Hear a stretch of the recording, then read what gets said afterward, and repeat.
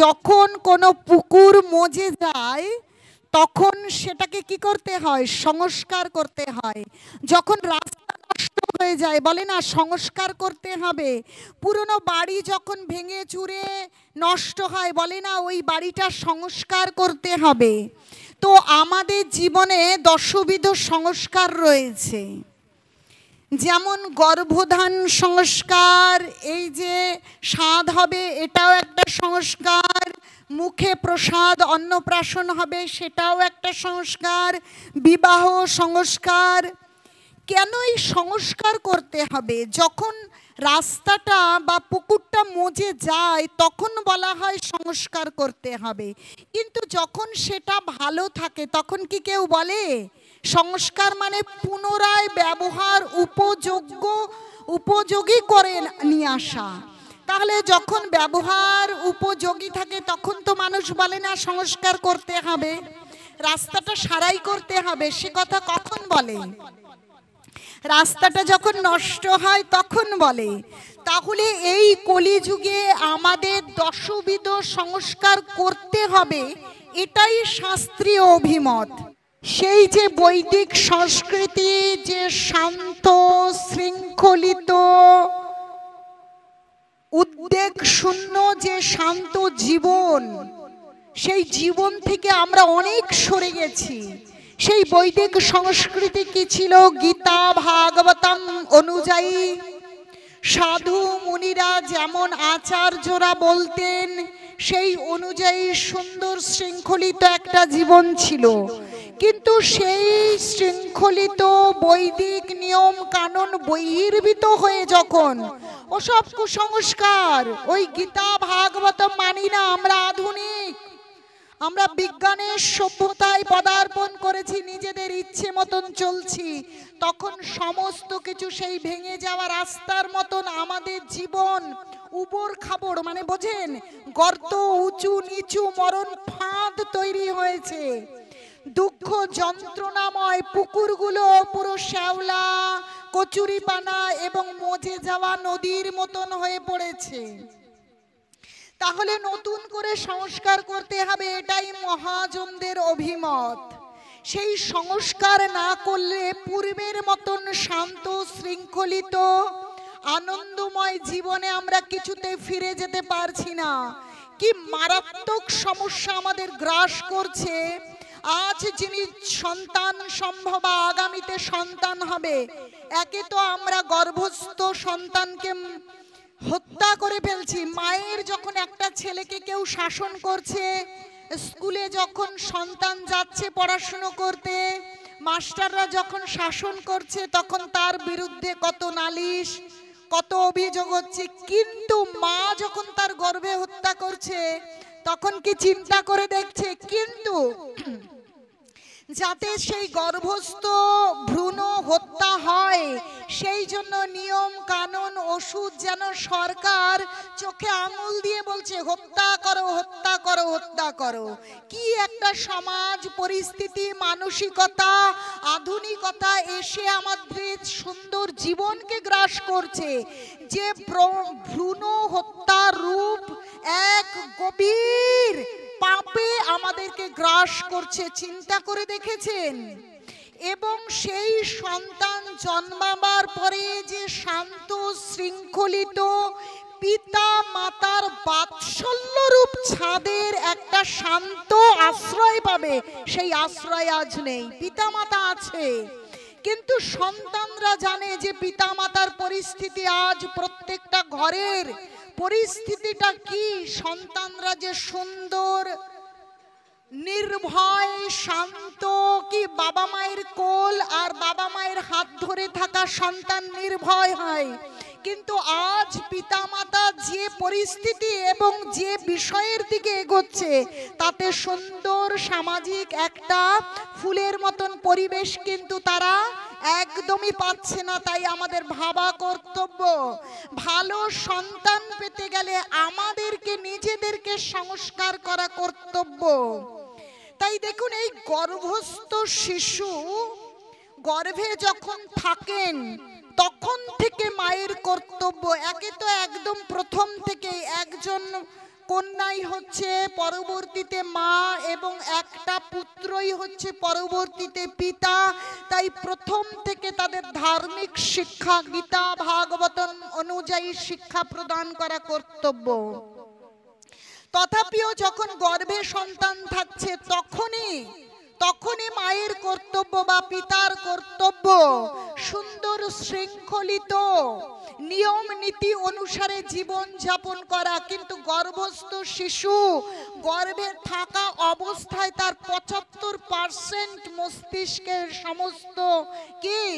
সমস্ত মস্তিষ্কের যে পরিপক্কতা সেইটা সম্পূর্ণ হয় গর্ভস্থ অবস্থায়।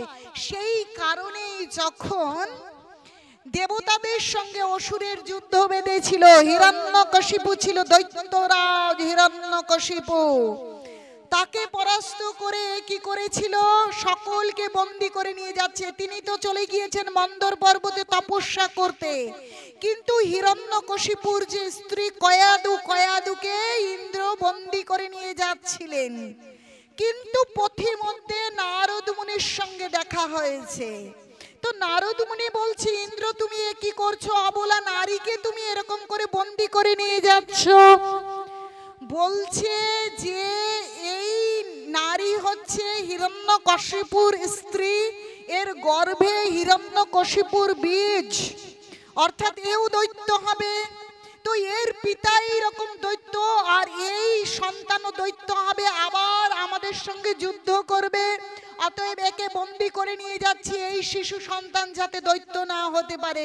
বলছে তুমি ভুল ভাবছো, তুমি ভাবছো হিরণ্যকশিপু এর পিতা আর কয়েদু এর মাতা, কিন্তু গর্ভে সমস্ত বীজ কে প্রদান করে তুমি জানো? এ অনন্তের বীজ। আমরা মনে করছি আমরা মাতা, আমাদের স্বামী পিতা। না, এরকম নয়। যদি প্রত্যেক স্বামী স্ত্রী পিতা মাতা হতে পারত তাহলে নিঃসন্তান দম্পতি এ জগতে থাকতো না। কখনো জোরপূর্বক পিতা বা মাতা হওয়া যায় না।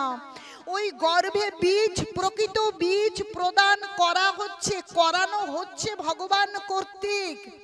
মনে হচ্ছে যে স্বামীর দ্বারা স্ত্রী গর্ভবতী হচ্ছেন, সন্তান আসছে। গীতায় ভগবান বলছেন সর্বজনেষু কন্তেও মূর্তেও সম্ভাবন্তি যা তসং ব্রহ্ম মহৎ যোনিরহং বীজ প্রদপিতা। স্বয়ং ভগবান বলছে ওই গর্ভে বীজ প্রদান করি, পিতা হলাম আমি, সকলের পিতা আমি, সকলে আমার বংশোদ্ভূত। তো নারদ মুনি বলছে, ও ইন্দ্র তুমি কি মনে করছো ওর গর্ভে ওই হিরণ্যকশিপুর সন্তান? না, অনন্তের বীজ, স্বয়ং ভগবানের সন্তান। এই ভুল তুমি করো না। তুমি কখনো অবলা স্ত্রীকে তুমি বন্দী করে নিয়ে যেতে পারো না। তুমি ওকে আমার কাছে ছেড়ে দাও। তখন সত্যি সত্যি কয়েদু থাকলেন নারদ মুনির আশ্রমে। নারদ মুনির মুখে জড় আসক্তি রহিত চিন্ময় শরীর নারদ মুনির, পঞ্চভৌতিক শরীর নয়, তার শরীর চিন্ময় শরীর। এই চাতুর্মাস্য ব্রতের সময় তিনি ভক্তদের সেবা করে ওই নারদ মুনির চিন্ময় পদ প্রাপ্ত হয়েছিলেন। সেই চৈতন্য সেই চিন্ময় শরীর লাভ করেছিলেন। নারদ মুনি বলছেন আমার কাছে থাকুক, আর সেই জড় আসক্তি রহিত নারদ মুনি ভগবানের কথা বলেন আর কয়েদু শ্রবণ করেন। আসলে কয়েদু শ্রবণের মাধ্যমে কয়েদুর গর্ভে অবস্থানরত ছোট্ট প্রহ্লাদ, সেই সন্তান, সেই গর্ভে থাকা সন্তান শ্রবণ করছে। আর সাধুর আশ্রম, সাধু তো ভগবানকে ভোগ লাগিয়ে প্রসাদ পায়, কয়েদু সেই প্রসাদ পায়। আর সেই প্রসাদের পুষ্টিতে গর্ভের মধ্যে পুষ্টি লাভ করে ছোট্ট গর্ভস্থ শিশু। চিন্তা করে দেখুন, জন্মাবার পরে সেই সন্তান হয়ে গেল কে? প্রহ্লাদ মহারাজ। আমরা যখন জয়ধ্বনি দেই তখন বলি ভক্ত শ্রেষ্ঠ প্রহ্লাদ মহারাজ কি। কেন, কি করে তিনি 5 বছর বয়স এমন ভক্ত হয়ে গেলেন? তার ডাকে, তার ভক্তিতে আপ্লুত হয়ে ভগবান নরসিংহ রূপ ধরে এই জগতে তিনি অবতীর্ণ হলেন আর অসুরকে তিনি সংহার করলেন। তাহলে কেমন ভক্ত তৈরি হলো? মোটে 5 বৎসর বয়স। বলছে এমন ভক্ত তুমি কি করে হলে? নিজে তো ভক্ত হয়েছে, নববিধা ভক্তি যাজন করছে এবং ছোট্ট ছোট্ট বন্ধুদের ডেকে ডেকে বলছে শোনো, এই ছোট বয়সেই ভগবানের ভক্তি করো। বাল্যাবস্থায় ভগবানের ভক্তি করতে হয়। কৌমারম আচরত প্রাজ্ঞ ধর্মান ভগবতানিহ দুর্লভং মনুষ্যং জন্ম তদ ওপি অধ্রুবম অর্থদাম। বলছে এই কুমার বয়স থেকে ভগবানের ভজনা করো। ভগবানের ভজনা না করলে এই পঞ্চভৌতিক শরীরের কোনো মূল্য নেই। এই আত্মা কি আবার কোন শরীর ধারণ করবে? মনুষ্য শরীর ছাড়া ভগবানের ভক্ত তো হওয়া যায় না, ভগবানের ভজনা করা যায় না। ভগবানের ভজনা না করতে পারলে ডাক্তার হও, ইঞ্জিনিয়ার হও, কোটি কোটি টাকা থাকুক, কোনো লাভ নেই, কোনো লাভ হবে না। তাই সমস্ত বন্ধুদের বোঝাচ্ছে কৌমারং আচরত প্রাজ্ঞ ধর্মান ভাগবতানি, তোমরা ভাগবত ধর্ম অনুসরণ করো। দুর্লভং মনুষ্যং জন্ম, এই মনুষ্য জন্ম দুর্লভ, সুলভ নয় যে অতি সহজেই মনুষ্য জীবন পেয়ে গিয়েছো, অতীব দুর্লভ। 80 লক্ষ জীবন জনি ভ্রমণ করতে করতে জন্ম মৃত্যু জরা ব্যাধি পার করতে করতে এত সুন্দর দুর্লভ মনুষ্য দেহ পেয়েছো, আবার যে কোনো সময় ভেঙে যাবে। তাই ভগবানের ভজনা করো, ভগবানের ভজনা করো। তার বন্ধুদের শেখাচ্ছেন ভাগবত ধর্ম করবার জন্য। কি করে হলো প্রহ্লাদের মতন এরকম ভক্ত? আমরা সকলেই চাই আমাদের সন্তান নিঃশোক নির্ভয় হোক, তাই না? আমাদের সন্তান যে হবে সুস্থ হোক, নির্ভয়, মানে তার যেন কখনো ভয় না থাকে, তার কোনো শোক না থাকে, তার কোনো দুঃখ না থাকে। আমরা এই রকম সন্তান প্রার্থনা করি। চিন্তা করেন, প্রহ্লাদ মহারাজ ভক্ত হয়েছিল বলে হিরণ্যকশিপু তাকে অনেক রকম ভাবে চেষ্টা করেছে যে ওকে মেরে ফেলতে হবে। হাতির পাগলা হাতির পায়ের তলায় দিয়ে দিচ্ছে, কিন্তু প্রহ্লাদ মহারাজকে মারতে পারছে না। কারণ যার মুখে কৃষ্ণ নাম তাকে কেউ ভয় ভীত করে, মৃত্যু তো অনেক বড় দণ্ড, তাকে ভীতি প্রদর্শন করে, এরকম ক্ষমতা কারো মধ্যে কি তৈরি হয়নি। সদাই হরি হরি হরি, সদাই হরি হরির দিকে মনোনিবেশ করে আছে, অন্যদিকে কোনো মনই নেই। তাই ভয় দেখানোর প্রচেষ্টা হচ্ছে। কিসে ভয় পাবে? অভয় চরণে যার মতি, তার আবার কখনো ভয় থাকে? হাতি এসে মেরে ফেলবার চেষ্টা করছে, মরছে না। বিষধর সর্প, কাল নাগিনী বিষধর সর্প দিয়ে দিচ্ছে, কিন্তু সেই সাপের বিষেও মরছে না। পাহাড় থেকে ফেলে দিচ্ছে, তাও প্রহ্লাদ মরছে না। আবার কি আগুন, বলছে আগুনের দাহিকা শক্তি কোথা থেকে এসেছে? অগ্নির ভেতরে যে দাহিকা শক্তি, সেই দাহিকা শক্তি হচ্ছে স্বয়ং ভগবান, ভগবানের শক্তি। তাই সেই আগুনের দাহিকা শক্তি প্রহ্লাদকে পুড়িয়ে দিতে পারছে না। যে হোলিকার কোলে বসে ওকে পুড়িয়ে মারবার চেষ্টা হচ্ছে, হোলিকা হচ্ছে প্রহ্লাদের পিসি, সে আগুনে পুড়বে না বর রয়েছে, কিন্তু চিতাতে বসে প্রহ্লাদকে কোলে নিয়ে ভাবছে এইটাই ভালো উপায়, প্রহ্লাদকে মেরে ফেলবো, কিন্তু কোলে নিয়ে বসে আছে, আগুন তো ধরিয়ে দিয়েছে। সেই আগুনের যে দাহিকা শক্তি হোলিকাকে পুড়িয়ে দিয়েছে, কিন্তু প্রহ্লাদ যেন ভগবানের কোলে নিঃশোক নির্ভয় হরি হরি হরি, একটা রোমও পুড়িয়ে দিতে পারেনি। কি প্রশান্তি মুখে, কি সন্তুষ্টি মুখে এইভাবে বসে আছে। সমুদ্রের জলে নিক্ষেপ করছে, যদি ভেসে বেঁচে যায় পাথর বেঁধে দিয়ে ডুবিয়ে দিচ্ছে, আবার পাথর দিয়ে চাপা দিচ্ছে, কিন্তু প্রহ্লাদ মৃত্যুবরণ করেনি। কেন? তার কারণ হচ্ছে তিনি ভগবানের ভক্ত। আর তিনি ভগবানের ভক্ত হলেন কি করে? বলছে সাধু সঙ্গ, সাধু সঙ্গ সর্বশাস্ত্রে কয়, লভমাত্র সাধু সঙ্গ সর্বসিদ্ধি হয়। যখন প্রহ্লাদ তার কয়েদু তার মায়ের গর্ভে, তখন তিনি নারদ মুনির আশ্রমে, নারদ মুনির মুখ নিঃসৃত ভগবানের কথা সে মায়ের মাধ্যমে শ্রবণ করছে। মায়ের মাধ্যমে সেই মুনি ঋষিদের প্রসাদ সে গ্রহণ করছে। তাহলে এই যে সাধু সঙ্গ, সাধুর মুখের কথা যিনি শ্রবণ করেন, সাধু সঙ্গ গায়ে এই শরীর দিয়ে হয় না, হয় এই কর্ণ দিয়ে। যিনি সাধুর সেই মুখ নিঃসৃত কথা শ্রবণ করেন, বোঝবার চেষ্টা করেন, জীবনে গ্রহণ করেন, তার পরম কল্যাণ হয়। সমস্ত কলুষতা সরে গিয়ে তিনি প্রকৃত সাধু হয়ে যান। তাই প্রহ্লাদ মহারাজের যে ভক্ত হলেন, তার মানে হচ্ছে গর্ভাবস্থায় তিনি ভগবানের কথা শুনেছেন, ভগবানের প্রসাদ পেয়েছেন। কিন্তু আজকাল ছেলেমেয়েরা কথা বলতে শেখেনি, কিন্তু ফোন টাচ করে ইউটিউব বের করে ফেলতে পারে, হ্যাঁ কি না? ফোন টাচ করে ফেসবুক বের করে ফেলবে, ওমা আর কি সব রেকর্ডিং সব দেখতে, রিল দেখতে শুরু করবে। নিজেরা এমন অঙ্গভঙ্গি করবে, কিছু জানেই না, কিন্তু এমন কথা শিখেছে, কিন্তু এমন কথা বলছে। অতীব আশ্চর্যের বিষয় যে একটা বাচ্চা কি করে এরকম বিহেভ করতে পারে, কিভাবে এরকম স্বভাব হতে পারে আমরা জানতে পারছি না।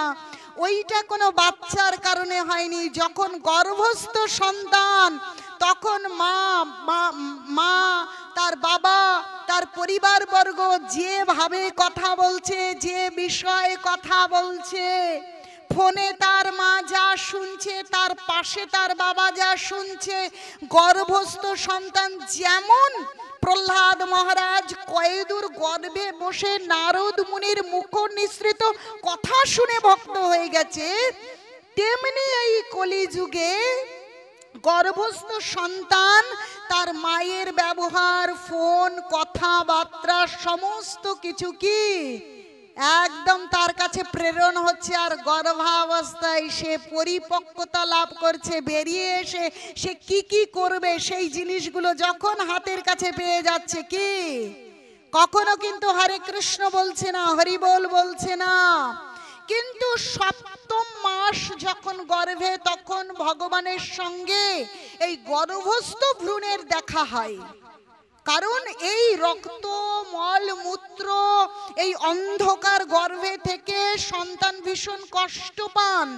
আমরা দেখবেন কেউ কখনো হরিনাম করি না, কিন্তু যেদিন অ্যাক্সিডেন্ট হইল, যেদিন ডেঙ্গু হয়ে গেছে, না রে করোনা এসে গেছে, আর তো বাঁচবার উপায় নাই, কোনো দিন হরে কৃষ্ণ বলে না, হরি বল বলে না। কিন্তু যেই দেখেছে আর তো উপায় নাই, তখন হরে কৃষ্ণ হরে কৃষ্ণ হরে কৃষ্ণ, হরি বল হরি বল হরি বল। কারণ তখন মৃত্যু অবশ্যম্ভাবী, মৃত্যু ভয়, এমন ভয় যে সে হরিনাম করতে বাধ্য হচ্ছে। তো ওই গর্ভস্থ সন্তান তখন দেখছে চারিদিক অন্ধকার, যন্ত্রণা, এর মধ্যে এই অন্ধকারে থাকা ভীষণ কষ্ট। আমরা সাধারণত শাস্তি পেয়ে জেলে থাকাকে কষ্ট মনে করি, আর এই গর্ভটা কত বড় কঠিন গারদ। গারদ বোঝেন? গারদ মানে জেলখানা, ভেবে দেখেছেন? এই পেটটা কত দুর্বিষহ মারাত্মক গারদ।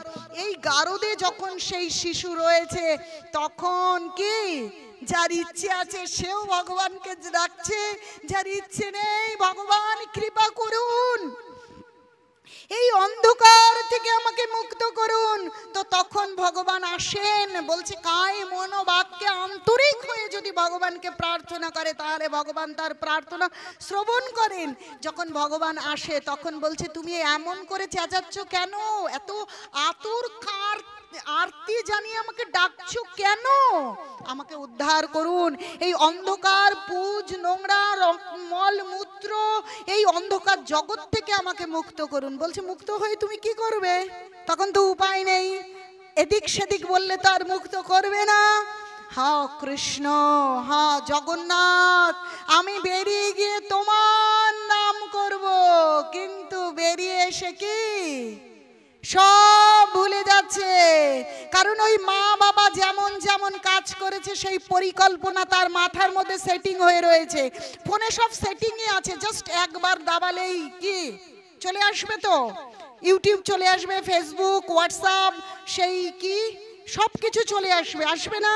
তেমনি মা বাবা যেমন যা করছে সেগুলো বাচ্চার মস্তিষ্কে সেট হয়ে থাকছে। বেরিয়ে এসে যখন সেই রকম কার্য করছে, সেই রকম আচরণ করছে, তখন আমরা চিন্তা করছি আমাদের ছেলে মেয়ে ভালো হলো না, কোথায় জ্যোতিষ আছে, কোথায় কোন মহাজন আছে, মন্ত্রতন্ত্র কোনোভাবে যদি আমার সন্তানকে ভালো করে দিক। কিন্তু এই খারাপের গোড়াটা কোথায় আছে সেটা আমরা জানছি না। হয়েছে ভেতরে ভেতরে, বলে না জ্বর হয়েছে উপরে জ্বর সারছে না, তখন খুঁজে বের করতে হবে জ্বরের কারণটা কি আছে। তখন কে ব্লাড টেস্ট দেবে যে জন্ডিসের জন্য জ্বর হচ্ছে, নাকি ইউরিন ইনফেকশনের জন্য জ্বর হচ্ছে, না ডেঙ্গুর জন্য জ্বর হচ্ছে। তার কারণ খুঁজে বের করে যখন ওষুধ দেবে তখন জ্বরটা সারবে।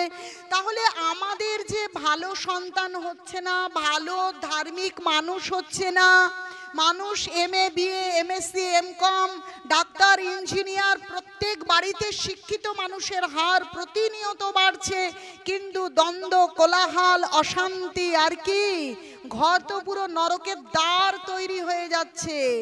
নরকের দ্বার। ছোট ছোট এই 18 19 20 21 22 23 25 বছরের ছেলে মেয়েগুলো নিয়ে যত সমস্যা তৈরি না হচ্ছে, সেই পিতা মাতা যে সন্তানের পিতা মাতা 30 ঊর্ধ্ব 35 ঊর্ধ্ব 40 45 50 55 এই বয়সের পুরুষ এবং নারীদের সমস্যা, এই জগৎ নরক তৈরি হয়েছে। প্রত্যেকটা বাড়িতে কান পাতলে হয়তো 90-95% হয়তো 98% সেই খারাপের দিকে যাবে। একটা দুটো ব্যতিক্রমী পরিবার যেখানে সুন্দরভাবে 4টে নিয়ম পালন হচ্ছে, বাকি জায়গা বিবাহ বহির্ভূত সম্পর্ক এমন জায়গায় নিয়ে যাচ্ছে ওই বয়সটায়, যে বয়স বলছে 50 ঊর্ধ্ব বনে গমন করবার কথা। বৈদিক সংস্কৃতি গার্হস্থ ব্রহ্মচর্য কাঁচাই না নোয়ালে বাস, পাকলে করে ঠাস ঠাস। চিন্তা করে দেখুন তো, একটা কাদামাটি এখানে থপ করে লাগিয়ে দিবেন, লেগে যাবে কি যাবে না? কিন্তু একটা শক্ত ডেলা আপনি লাগিয়ে দেওয়ার চেষ্টা করুন তো দেখি, সারাদিন ছুঁড়ে ছুঁড়ে মারুন তো দেখি, লাগে না। কেন? কারণ ছোট থেকে আমরা শেখাই না, আমরা দোষী, ভালো সন্তান পাই না। তাই আমাদের নিজেদেরকে তৈরি করতে হবে যে আমরা যদি ফোন ইউজ করতে হয় কাজের প্রয়োজনে, আর না হলে ভগবানের কথা, ভগবানের ভক্তদের, ভগবানের অনুষ্ঠানের জন্য, অন্য জড় জাগতিক যে বিষয়টা আমাদের কামের দিকে নিয়ে যায় সেই বিষয়গুলো নিজেরা দর্শন করব না। সেই জিনিসগুলো কেটে দিতে দিতে একটা সময় সেই জিনিসগুলো আর বেশি আসবে না। ভগবানের কথা, ভগবানের নাম, ভগবানের ভক্তদের আচরণ, সেই সবগুলো আসবে। আর নিজেরা যদি আমরা জপ করি, সেই জপ করা দেখে একটা বাচ্চা যখন একটা গর্ভে সন্তান রয়েছে, মা যদি হরিনাম করে, হরে কৃষ্ণ কৃষ্ণ কৃষ্ণ হরে হরে, হরে রাম রাম রাম হরে হরে, সেই গর্ভস্থ শিশু ওই গর্ভে থেকে এই হরিনামের সঙ্গে তার সাক্ষাৎকার হয়। মা যদি গীতা পড়ে তাহলে সেই গীতা শ্রবণ করে এই গর্ভে বসে বসে সন্তান। তাহলে আমরা শুধু বাইরে দেখছি সমাজগুলো ভালো হচ্ছে না, সন্তান ভালো হচ্ছে না, কিন্তু তার গোড়ায় যাবার চেষ্টা করছি না। আমরা পিতামাতা যারা হয়েছি তাদের নিজেদেরকে পরিবর্তন করা কর্তব্য। আর যারা এখনো হয়নি, যে সন্তান আসবে, সন্তান হবে, তাদের চিন্তা করা কর্তব্য। আগামী ভবিষ্যৎটা আমাদের কি করে ভালো হবে, কি করে সুখ শান্তি আসবে। ভাবতে কেবল টাকা আসলেই শান্তি হবে না, শুধু টাকা শান্তি এনে দিতে পারে না, টাকার প্রয়োজন আছে। কেউ কখনো বলবে না যে টাকা ইনকাম করবেন না, ব্যবসা করবেন না, ডাক্তার হবেন না, কিন্তু প্রকৃত কারণটা এই সমাজের কারণ কোথায় লুকিয়ে আছে সেই কারণটা বুঝতে হলে কৃষ্ণ ভাবনা অমৃত গ্রহণ করতে হবে। নচেত যে বংশে বাতি দেবার জন্য আমার বয়স হয়ে গেলে ছেলে মেয়ে আমাকে দেখবে, এই জন্য সন্তান চাইলে কি ছেলে মেয়ে দেখছে? আজকাল বাবা মাকে দেখছে। একজন মা 4 জন ছেলে মেয়েকে ভরণ পোষণ দিয়ে বাঁচিয়ে খাইয়ে পড়িয়ে মানুষ করে। 4-4টে ছেলে আছে, কিন্তু মাকে কেউ দেখতে পারছে? দেখে? মা সেই যত্ন পাচ্ছে না। তার কারণ হচ্ছে, বলছে নিজের ভালোর জন্য যখন চিন্তা করছে তখন কেবল দুঃখই দুঃখ। চিন্তা করছে না একজন কৃষ্ণ ভক্ত ভালো সন্তান হোক, চিন্তা করছে আমাকে খাওয়াবে, আমাকে দেখবে, আমার বয়স হয়ে যাবে দেখবে, কেবল আমার কথা চিন্তা করছে। বলছে কৃষ্ণ বহির্মুখ হইয়া ভগবাঞ্ছা করে, নিকটস্থ মায়া তারে জাপুটিয়া ধরে। যে কৃষ্ণ বহির্মুখ হয়ে কেবল নিজের কথা, নিজের ভোগের কথা, আমি পরম ভোক্তা, আমার সন্তান আমি ভোগ করব, তার সেবা আমি গ্রহণ করব, তখন কি হচ্ছে? আসলে আমরা ভালো করে চিন্তা করে দেখুন, বলবে হরিনাম তো জপ করে তারা এত সমস্যায় আছে, তাদের এত দুঃখ। যারা হরিনাম জপ করে না, 4 নিয়ম পালন করে না, বড় বড় বাড়ি হচ্ছে, এত ভালো রয়েছে, তাহলে আমরা কেন ভক্তি জীবন পালন করব? কি কখনো কখনো এই প্রশ্ন আসে? আমি তো এতদিন ভক্তি জীবন পালন করছি, আমার কেবল দুঃখ, যত কষ্ট, যন্ত্রণায় জর্জরিত শরীর, এরকম প্রশ্ন আসে কিনা? আসে প্রভু। যে আমরা তো ভক্তি জীবনে রয়েছি, তাহলে আমাদের এত দুঃখ কেন আসে? বা যখন কেউ ভক্তি জীবনে আসবার জন্য আপনারা প্রচার করতে যান না, একটু জপমালায় জপ করুন, একটু তুলসী ধারণ করুন, একটু ভগবানের প্রসাদ পান, তখন বলে কি না, আপনারা তো ভগবানের নাম জপ করছেন, তুলসী পড়েছেন, তিলক করেছেন, আপনাদের জীবনে এত দুঃখ কেন? কি উত্তর জানা আছে প্রভু? আমাদের জীবনে কেন দুঃখ আসে? যদি আপনারা এর কারণ জানেন, তাহলে আর কখনোই দুঃখ থাকবে না।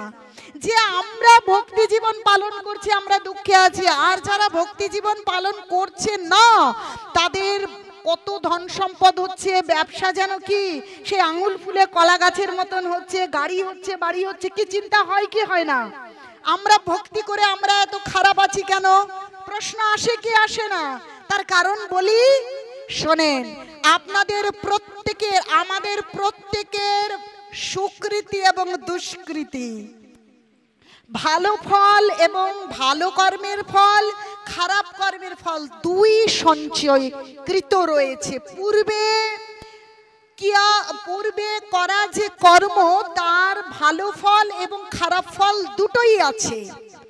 এখন যখন কেউ ভক্তি জীবন শুরু করলো, যেই জপমালা ধরলো বা হরিনাম জিহ্বায় উচ্চারণ করতে শুরু করলো, অনেক পাপ করেছি, আর পাপ করব না, এইবার আমি ভগবানের নাম করব, কালকে ওই মাতাজির ক্লাস শুনে এসেছি, আর কোনো অপরাধ নয়, আজ থেকে আমি জপমালায় জপ করব, গীতা পড়বো, এইরূপ মনস্থির যেই মাত্র করলো, বলছে অদর্শদর্শী ভগবান, বলছে পতিত পাবন গৌর হরি ব্রজেন্দ্র নন্দন যেই শচীসুত হলো, সেই বলরাম হইল নিতাই, সেই গৌরাঙ্গ পতিত পাবন গৌর হরি কি করলেন জানেন?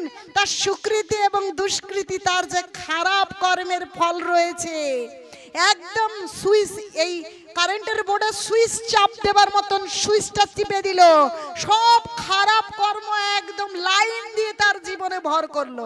ভালো করে বুঝবেন, কিন্তু যে মুহূর্তে ভক্তি জীবনে এলো, সেই মুহূর্তে জমানো ভালো কর্ম, খারাপ কর্ম, ভালো কর্মটা কৃষ্ণ তাড়াতাড়ি তার জীবনে দিয়ে দিল, কারণ এ আমার নাম করছে, অতএব এ আমার অতীব প্রিয়। দেখেন না জগন্নাথ কেমন দুবাহু বাড়িয়ে দাঁড়িয়ে আছে, যে মুহূর্তে আমার নাম করবে, সেই মুহূর্তে আমার পুত্র বা আমার কন্যাকে আমি বুকে জড়িয়ে ধরে আমার চিন্ময় ধামে নিয়ে যাব।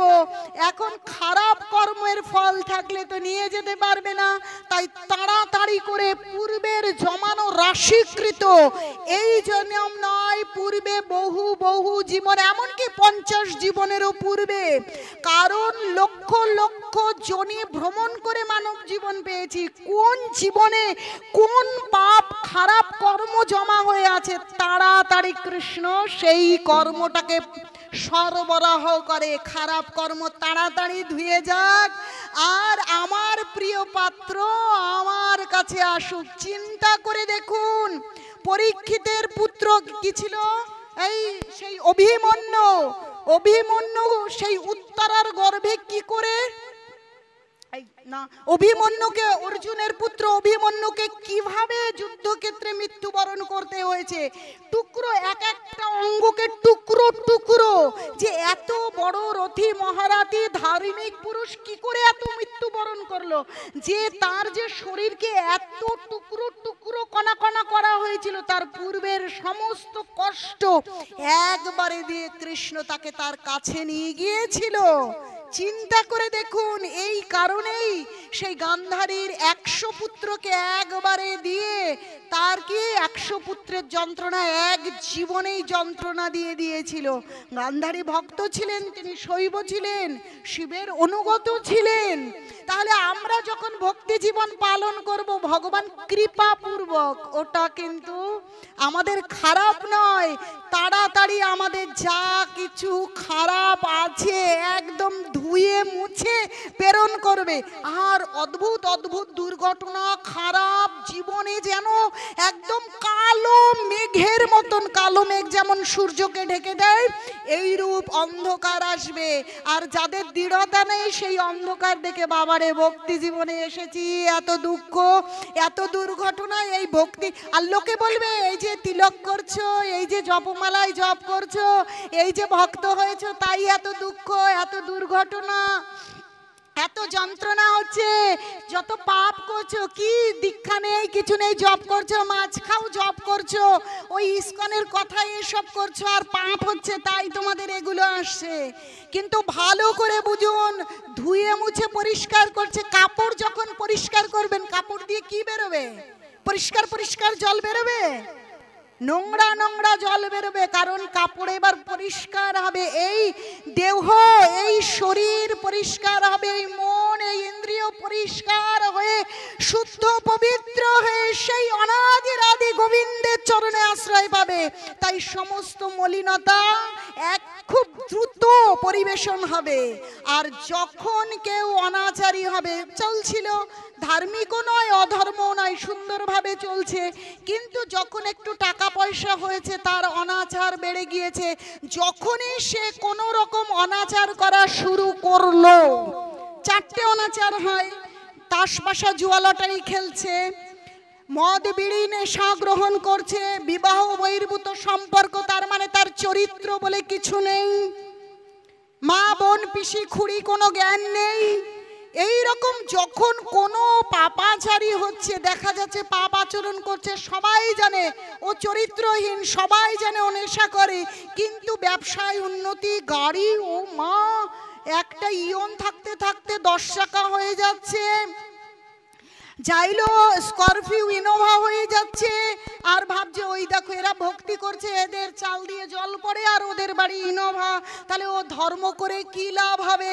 কিন্তু এই রহস্য জানে না, আসলে তার যে ভালো কর্ম এবং খারাপ কর্ম জমানো রয়েছে। কৃষ্ণ বলছে তুই পাপাচারী হচ্ছিস, তাড়াতাড়ি, যত তাড়াতাড়ি নষ্ট করা যায় তার যা ভালো স্বীকৃতি আছে, তাড়াতাড়ি সেই ভালো কর্মের ফল প্রেরণ করে। বদমাইশ, ভগবানের নিয়ম মানছ না। আমার দেওয়া এই বিশ্ব ব্রহ্মাণ্ডে থেকে আমারই তৈরি করা নিয়ম তুমি ভাঙছো, তোমার এত বড় সাহস! যা কিছু ভালো আছে তুমি তাড়াতাড়ি নাও। কেমন 10 তলায় তুলে ধূপ করে আছাড় মারবার মতন। 1 তলা থেকে আছাড় মারলে হাত পা ভেঙে তবুও মনে হয় বাজবার একটু কি আশা ভরসা থাকে। কিন্তু যখন দেখছে যে আমাকে মানছে না, আমার নিয়ম মানছে না, তখন কি সমস্ত সেই ভালো কর্মের ফল তাড়াতাড়ি প্রেরণ করে 10 তলায় ওঠো আর পিছন থেকে ধাক্কা দিয়ে এইবার তুমি মরো, এমন পাপাচারী হয়ে যায়। তাই আমরা কেউ এই বিষয়টা বুঝতে পারছি না বলেই আমাদের এত মন খারাপ হচ্ছে। কিন্তু ভক্তি জীবন গ্রহণ করুন। যদি প্রকৃত ভালো পেতে হয় তাহলে ভক্তি জীবন পালন করতে হবে। আর ভক্তি জীবনে আসার পর মনে কষ্ট হচ্ছে, ভক্তি জীবনে থাকুন বা না থাকুন, যে মনের যন্ত্রণা, আপনারা এই যন্ত্রণা মুক্ত হবেন কি করে সেই বিষয়, এ আমার কথা নয়, মহাজনের কথা। যন্ত্রণা মুক্ত হব কি করে? যখন কেউ আমার বিরুদ্ধে বলছে, যখন কেউ আমার দোষ ধরে দিচ্ছে, তখন আমরা দলাদলি করে বিভক্ত হয়ে যাচ্ছি। এর মুখ আর দেখা যাবে না, আমাকে খারাপ বলেছে, আমার অসম্মান করেছে, আমাকে যথোপযুক্ত সম্মান প্রদর্শন করেনি, আর আমাদের অন্তর জ্বালাময় হয়ে উঠছে। শাশুড়ি এমন করে কথা বলে, আমাকে এত অপমান করে, প্রত্যেক কথায় খোঁটা দিচ্ছে, এই শ্বশুর বাড়ি আর থাকা যাবে না। স্বামী এত খারাপ, দিয়ে দাও ডিভোর্স, আবার বিবাহ করো।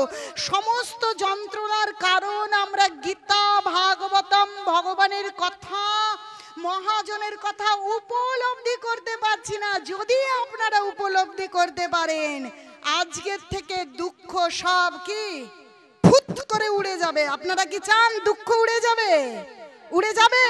দু বাহু তুলুন আর জয়ধ্বনি উলুধ্বনি, নিতাই গৌর সীতানাথ প্রেমানন্দে, হরে হরে বল, হরে হরে বল। সমস্ত দুঃখ, যন্ত্রণা, অপমান, কোনো বিকল্প রাস্তা তৈরি করব না। স্বামী ভালো না, অন্য স্বামীর খোঁজ করব। শাশুড়ি ভালো না, শ্বশুর বাড়ি ত্যাগ করে চলে যাব। ইনি অসম্মান করেছে, এর সাথে আর কথা বলবো না। এই বিষয়গুলো আমাদের জীবনের যন্ত্রণার কারণ। আপনি ভক্তি জীবনে থাকুন বা নাই থাকুন, দেখুন এর উত্তর যখন আসবে তখন আর দুঃখ থাকবে না। ধরুন আমার পূর্বের করা খারাপ কর্ম আমাকে পেতেই হবে, বলছে পাপে ছাড়ে না কি বাপেরে। এখন এই প্রভু আমাকে ভীষণ ভাবে অপমান করলো, তিরস্কৃত করলো, আমি তো ওই প্রভুর আর মুখও দেখবো না, কাছে তো যাবই না, কথা বলা দূরে থাক। কিন্তু আমি যখন বুঝবো যে উনি আমাকে অপমান করবার কারণটা কি, আসলে কি উনি আমাকে অপমান করেছে, আমার স্বামী কি আমার সঙ্গে খারাপ করেছে, আমার শাশুড়ি মা কি আমার সঙ্গে খারাপ করেছে, বিষয়টা ভালো করে বুঝতে হবে। আসলে আমার পূর্বের করা প্রারব্ধ কর্মফল, হ্যাঁ আমার পূর্বের করা প্রারব্ধ কর্মফল আমাকে পেতেই হবে। আসলে উনি আমাকে খারাপ করছেন না, সেই প্রারব্ধ কর্মফলটা পরিবেশন করবার জন্য ওনার ওপর লাগু হচ্ছে। ভালো করে বুঝবেন, ওনার ওপর আমার প্রারব্ধ কর্মফল আমাকে তো দিতেই হবে, কারণ আমি যা কর্ম করেছি আমাকে পেতেই হবে। এখন সেটা কিভাবে পাবো? কারো না কারো মধ্যে কোনো একটা দুর্ঘটনা দিয়ে, হঠাৎ কারোর সঙ্গে কিছু নেই, একজন অন্যের কারণে, আমি ঠিকই চালাচ্ছিলাম গাড়ি, কিন্তু অন্যের কারণে গাড়িটা অ্যাক্সিডেন্ট হয়ে গেল, হাঁটুটা ভেঙে গেল, ভাবছি ওর কারণে হয়েছে। আসলে আমার প্রারব্ধটা ওর ওপর লাগু হয়েছে। তাই পরিচিত অপরিচিত, শাশুড়ি স্বামী বোন ভাই, যখন কেউ আমাদের সঙ্গে খারাপ করছে, বুঝতে হবে তার ওপর আমাদের সেই প্রারব্ধটা দিয়ে ভগবান আমাদের এই কর্মের ফলটা প্রদান করছে। যখনই আমাদের কর্মফলটা শেষ হয়ে যাবে ভোগা, তখনই ওই ব্যক্তি আমাদের আদর করে আবার জড়িয়ে ধরবেন। ওই ব্যক্তি আমাদেরকে কোনো খারাপ ব্যবহার করছে না, ওই ব্যক্তির সাথে আমাদের কোনো শত্রুতা নেই, উনি ইচ্ছে করেও করছে না। আসলে আমার যেটা প্রারব্ধ, সেই প্রারব্ধটা ওনার মধ্যে দিয়ে আসছে। তাই আমরা একজন ছেড়ে আরেকজন, এই বাড়ি ছেড়ে ও বাড়ি, বলে না এথায় যাও ওথায় যাও, কপাল থুয়ে তুমি কোথায় যাও। আসলে বুঝতে হবে যে কপাল আসলে পূর্বের প্রারব্ধ কর্ম। আমি যেখানেই যাই না কেন সেই কর্ম আমার ফল, ওই ফল আমাকে পেতেই হবে। তাই যে খারাপ বলছে, অপমান করছে, স্বামী যন্ত্রণা দিচ্ছে, শাশুড়ি যন্ত্রণা দিচ্ছে, বউ যন্ত্রণা দিচ্ছে, অন্য কেউ খারাপ ব্যবহার করলো, দাঁতে দাঁত চিপে হজম করে যাও। যে মুহূর্তে হজম করে নিলাম, মানে কি কে অ্যাকসেপ্ট বলে না, তাই তো, তাই বলে তো, তার মানে গ্রহণ করে নিলাম আমার সেই কর্মফল। তার মানে ওই কর্মফল কি, ওই কর্মফল আমার ভোগ করা হয়ে গেল। তাহলে পরবর্তী ভালোটা, যেমন মেঘ হয়েছে ভীষণ, বৃষ্টি হলো, মেঘটা কেটে গেল, সূর্য বেরিয়ে আসলো, কিন্তু মেঘটা যদি দাঁড়িয়ে থাকে তাহলে কি সূর্যের আলোটা পেতে পারবো? তাহলে বৃষ্টি হয়ে যাওয়াই ভালো। তাই আমার উপর যা অসম্মান আসছে, যা প্রতিকূলতা আসছে, স্বামীর দ্বারা হতে পারে, স্ত্রীর দ্বারা, বন্ধুর দ্বারা, বান্ধবীর দ্বারা, কাকিমার দ্বারা, আত্মীয় স্বজনের দ্বারা, অন্য ভক্তদের দ্বারা, হজম করতে হবে। কখনোই কোনো বিরুদ্ধ আচরণ, অসম্মান, প্রতিক্রিয়া না দেখিয়ে যদি আমরা সহ্য করতে পারি, তাহলে কি সেই সরস্বতী গোস্বামী ঠাকুর প্রভুপাদের সিদ্ধান্ত মেনে নেওয়া হয় যে আমাদের জগৎগুরু শ্রীল প্রভুপাদের যিনি গুরু মহারাজ ভক্তি সিদ্ধান্ত সরস্বতী ঠাকুর প্রভুপাদ বলেছেন যে সহ্য করতে না শিখলে কখনোই ভজন হবে না। আর আমরা যদি সহ্য করতে, মুখটা বন্ধ করে কালা আর বোবা, আমি শুনতে পাই না, আমি কিছু বলবো না, শুধু হচ্ছে, শুধু শুনতে হবে, কিন্তু সেটা আমরা কি করে করব? আর সেই সূত্রই হচ্ছে হরিনাম। কেবল যদি আমরা অবসর সময়ে জপমালায় হরিনাম, আর যখন কাজকর্ম করছি হাতে কাজ, কিন্তু নিরন্তর মস্তিষ্কে হৃদয়ে হরে কৃষ্ণ কৃষ্ণ কৃষ্ণ হরে হরে, হরে রাম রাম রাম হরে হরে, প্রতি মুহূর্তে নাম জপ করছি। জপমালা যখন থাকছে জপমালাই করছি, জপমালা না থাকলে মন, মস্তিষ্ক এবং হৃদয়ে জপ করছি, তখন কি হবে? ওই জপটা ভগবান ক্ষমতা তৈরি করে দেবেন। ক্ষমতা, এমন ক্ষমতা যে কি প্রহ্লাদ মহারাজ হজম করতে পেরেছিল, হরিদাস ঠাকুর 22 বাজারের বেত্রাঘাত হজম করতে পেরেছিল। আমরা সমস্ত প্রতিকূলতা, সমস্ত দুঃখ, সমস্ত অপমান, সমস্ত কিছু সহ্য করবার শক্তি তৈরি হবে। আর কৃষ্ণ ভাবনামৃত, কৃষ্ণ ভক্তি লাভ করে ভগবানের চরণে আশ্রয় পাব। তাই যেন আমি নিরন্তর হরিনাম পরায়ণ হই। এই আশীর্বাদ সবার, সমস্ত ভক্ত বৈষ্ণবের কাছে চেয়ে নিচ্ছি, কারণ আমি খুব ছোট, এখানে অনেক সিনিয়র ভক্ত বসে আছেন। আর আপনারা হরিনাম পরায়ণ হন। ভগবানের কাছে প্রার্থনা করে সংক্ষিপ্ত ভাগবত কথায় বিশ্রাম রাখছি। আমার অনিচ্ছাকৃত ভুল ত্রুটি ক্ষমা করবেন।